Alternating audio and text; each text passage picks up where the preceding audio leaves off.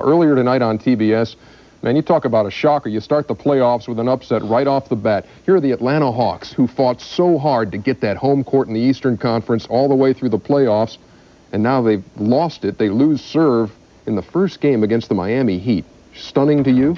Well, yeah, it's very stunning because, here's a team that, dominated during the regular season. However, they don't have playoff experience together. Now, when it came down to who was going to take shots, who was going to score, they seemed to be indecisive about who was going to take shots in the end. They went to Kevin Willis.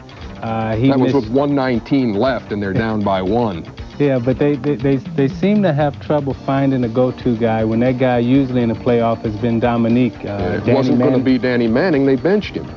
Yeah, he didn't play much the fourth quarter, and, if you're going to make a trade like that, you got to ride with the guy. If that's going to be the future of your franchise, then you got to ride with him. Glenn Rice had the big bucket late to ice that thing. 93-88, the Miami Heat take a 1-0 lead over the Atlanta Hawks. It was a slow start for Miami. Steve Smith, who led him with 22, talked to Doug Collins.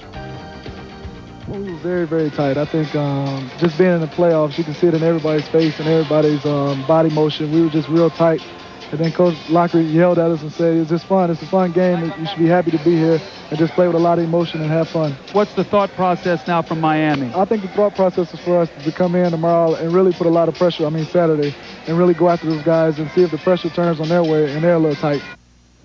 Well, I tell you what, John Salley, a former teammate of yours with Detroit, has come up big in the last month, especially when Ronnie Cycli was hurting. Well, Sally's a guy who always comes up big in pressure situations. Whenever he was in Detroit, he would drift in and out of the regular season. But come playoff time, Sal showed up big, and he came up big tonight. I think he's going to have a strong influence in terms of them handling how do you win a game one and then not get overconfident and come back and prepare and have the mental toughness to go in and win in game two.